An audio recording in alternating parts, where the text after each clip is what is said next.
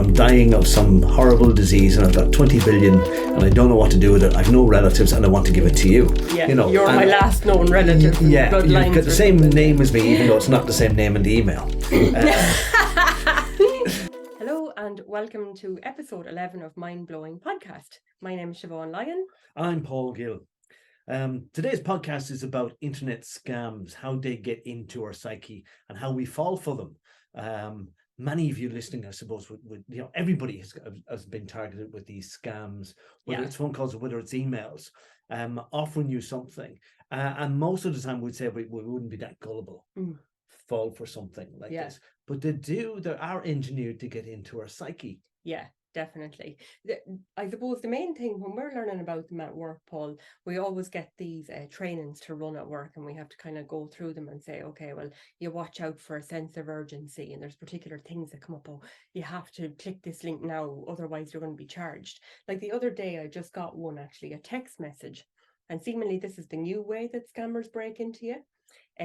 By sending you an urgent text message to say that you owe €92.70 on the tolls, eFlow tolls. Oh, right. And it looked really legitimate. Yeah. I was looking at it going, oh my God, where is my car? Because I just sold my car, actually. Right. Yeah. And you didn't have one of those tags on the windscreen, one of the electronic tags, I did, but I did take it down. But you probably didn't register the new car under that tag. Yeah. I can see and something. then I was going, God, and I almost clicked the link, but I was lucky enough I didn't. I said, no, I'll just wait now because it's unlikely, because I did take away the tag from the car before I sold it. Yeah. But yeah, and I think like so easily they can just get into your head, and I think that's. And it is, as you said, the sense of urgency, but it's also it's human nature to want to help people. And if somebody's in a crisis or whatever, they're old hat by now, but these ones like, oh, I'm dying of some horrible disease and I've got 20 billion and I don't know what to do with it. I've no relatives and I want to give it to you. Yeah. You're my last known relative. Yeah, you've got the same name as me, even though it's not the same name in the email.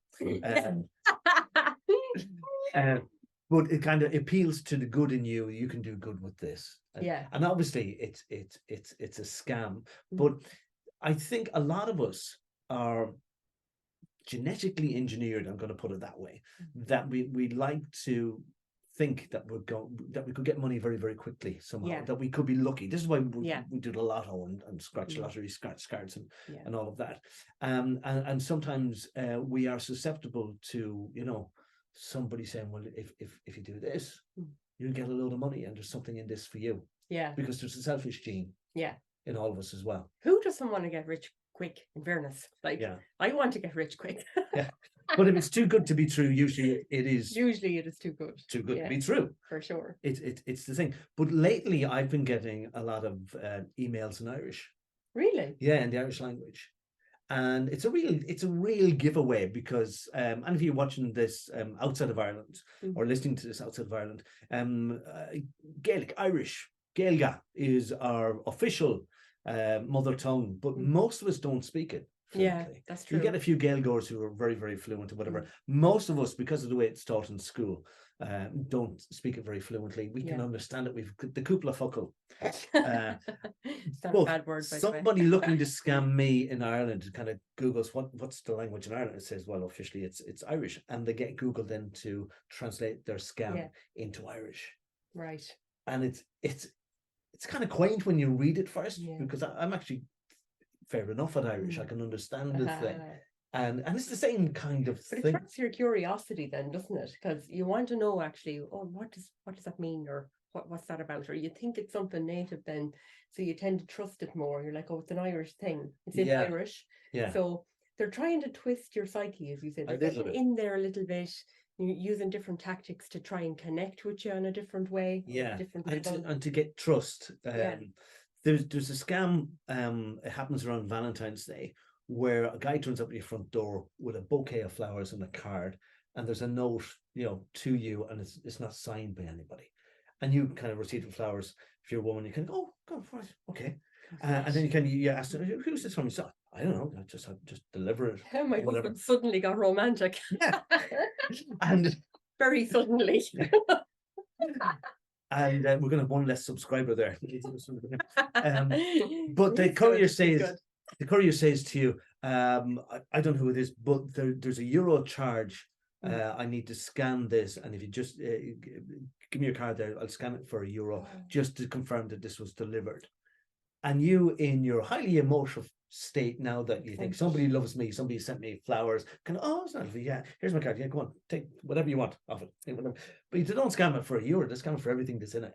Oh my gosh. And you don't know, because you've taken the flowers inside, you're trying to find a vase for them, you're cutting the stems or whatever, and then later on that day you try to tap your card in the shop and you've got no funds. It's gone.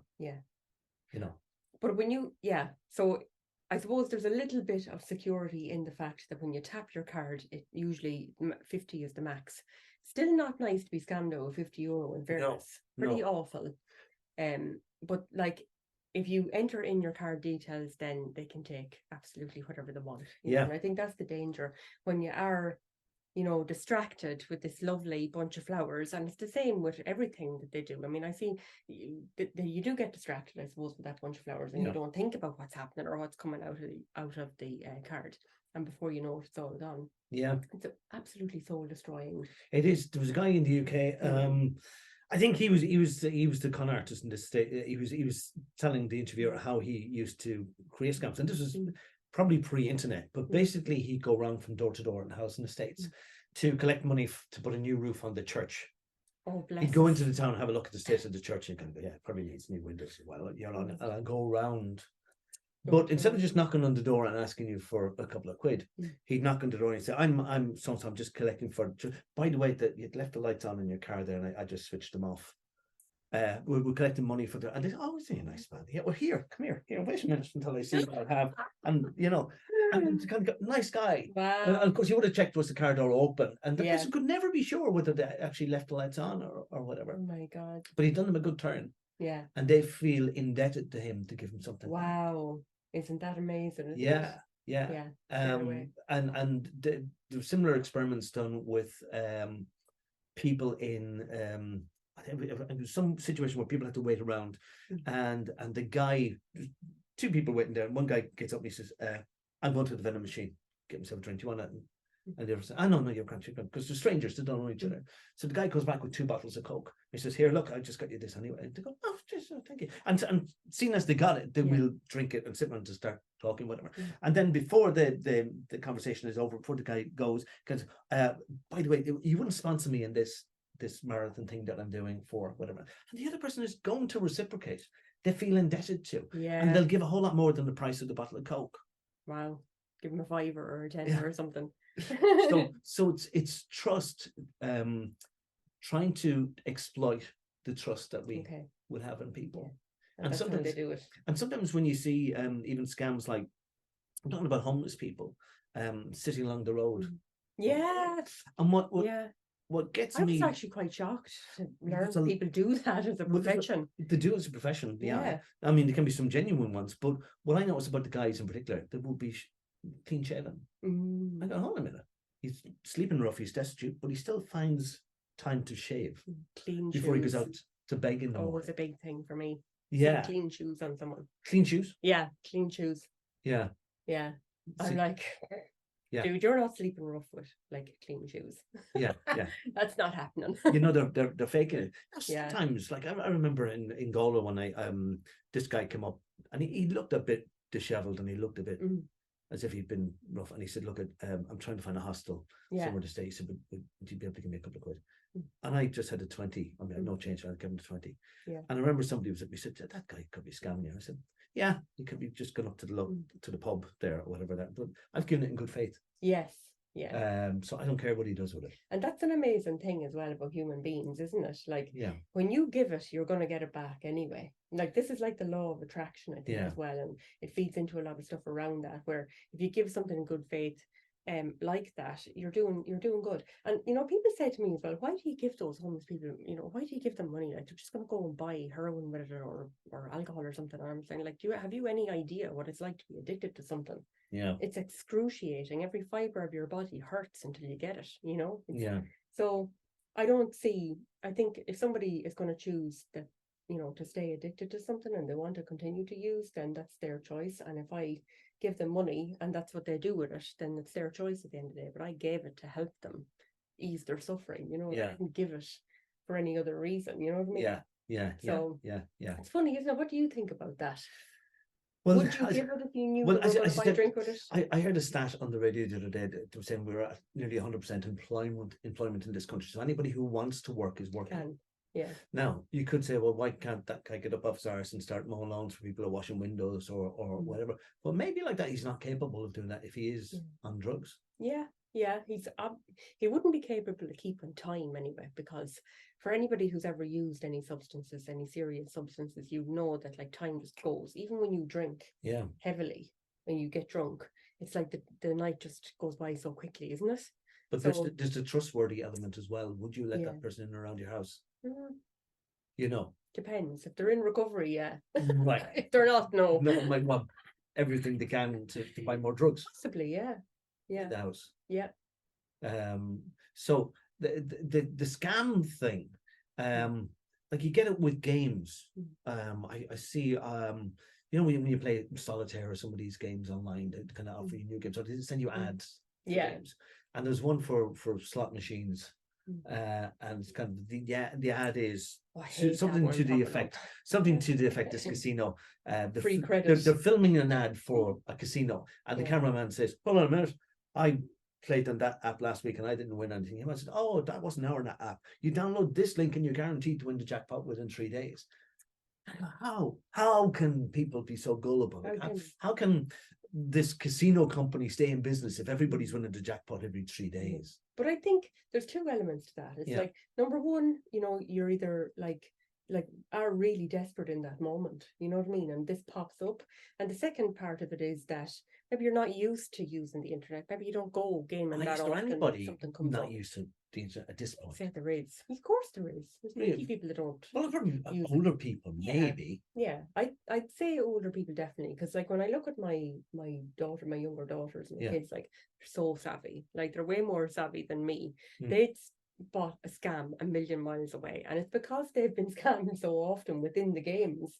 Right. But they're in playing the game, and they have these magical creatures in the game or whatever, and you have to earn so many points to be able to buy one of these creatures, but you can trade your creature for another creature.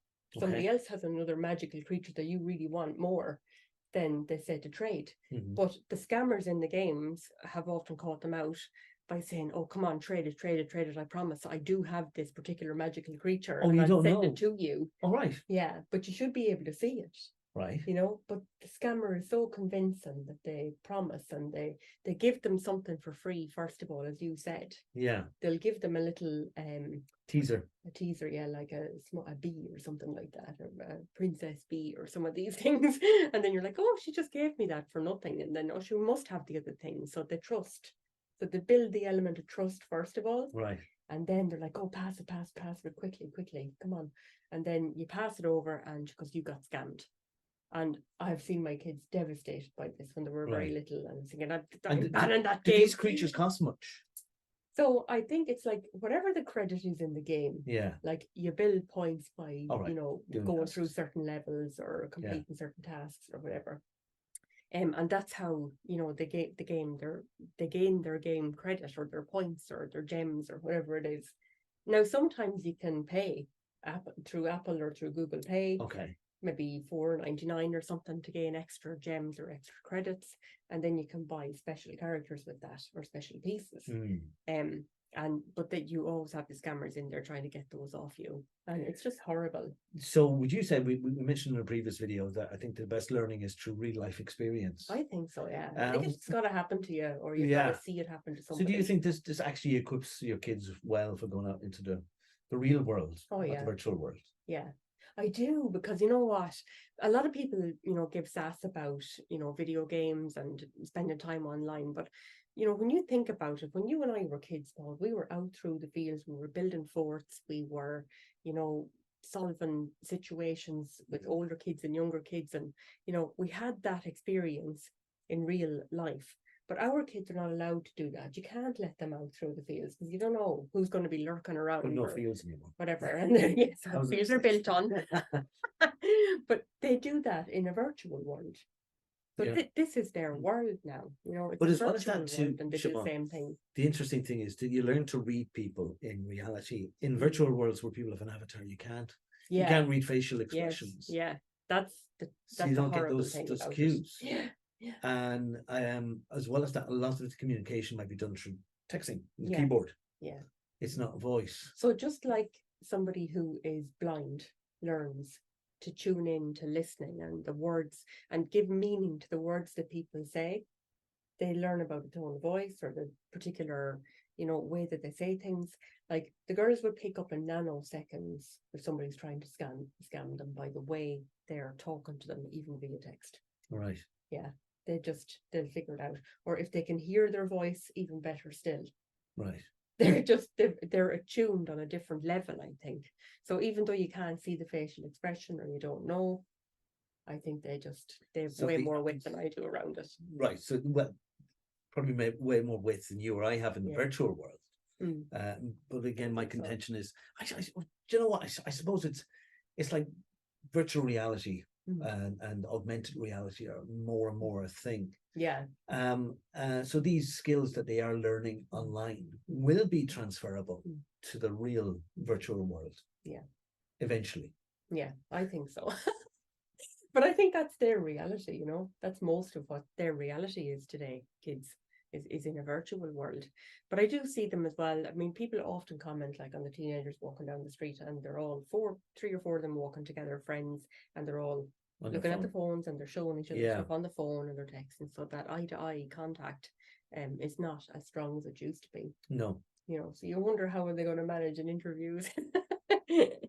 Well, yeah, I suppose interviews maybe in the future you will have an avatar. You'll send your avatar to the interview. They have them in work actually, where I work in Dublin. It's avatars. You get into the virtual world and you work together and you're planning, you're doing team plannings and all sorts of things. Meetings. You have your own avatar. So you don't care how you look because your avatar is like your avatar is in there. Yeah, it's in the meeting. Yeah, because you're meeting with people all over the world, like America, China, France, everywhere. They're coming from everywhere. Does your avatar look like you? Yeah, she's pretty much like me. Yeah. Okay. Yeah. But she can be enhanced. Is that yeah. She can. Yeah, we can like zone out the wrinkles, give fuller lips. You can. Yeah, she looks good. I'm fascinated by this because one of the areas that I do a lot of work in is the world of dreaming. Oh yeah. And dreaming is like a virtual world in your head. Yeah. And things can be so believable in dreams that you just accept them. Like the other night I was fishing with a friend.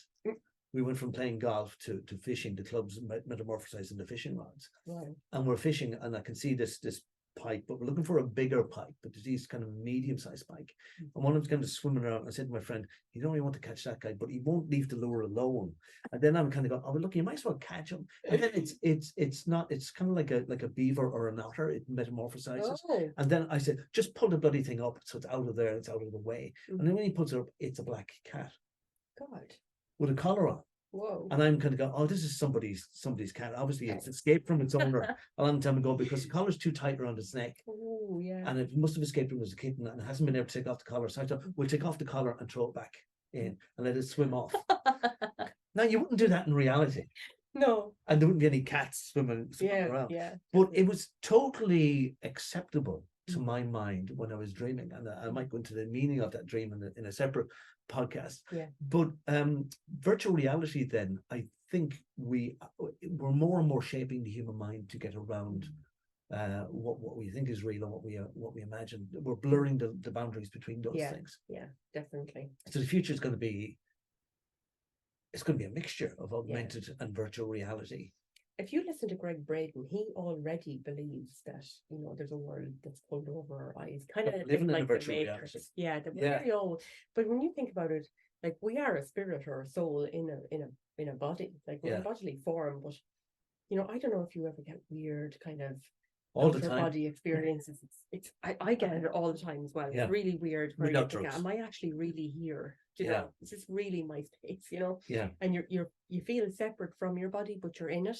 Oh, yeah. You know, it's really weird. I have dreams actually where I'm not me, I'm not in this life. There was one particular dream I had where I'm in, I think it's in America. I'm sitting around a table. I'm probably a teenager. I'm there with a baseball hat on. There's a guy sitting to my right that I know really well, no idea who he is. And there's two girls to the left. And the guy says to me, "Are you all right?" And I go, "Oh," I said, "I just had this tuned out experience where I was some old guy in Ireland somewhere." And he goes, "Wow," he said, "You just tuned out." And next thing, I am in this reality, this old guy in Ireland. Reality, and I'm kind of waking up and I kind of go, right, am I here or am I there? I didn't know which was the real one, the real thing. Brilliant. And that's without drugs. So guys, we're going to wrap it up there. Look, so watching out for scammers, I suppose, just be really aware of the emotional draw, you know, or a sense of urgency. If it's in email or text, watch out for spelling mistakes, anything that is kind of, you know, suspect there, and always think before you react to anything like that, text, emails and phone calls, and just be safe. Okay, like, share, subscribe, download whatever platform you're watching us on or listening to us, because we record this and we send out an audio version of it as well. Talk to you soon. Thanks, guys. Take care.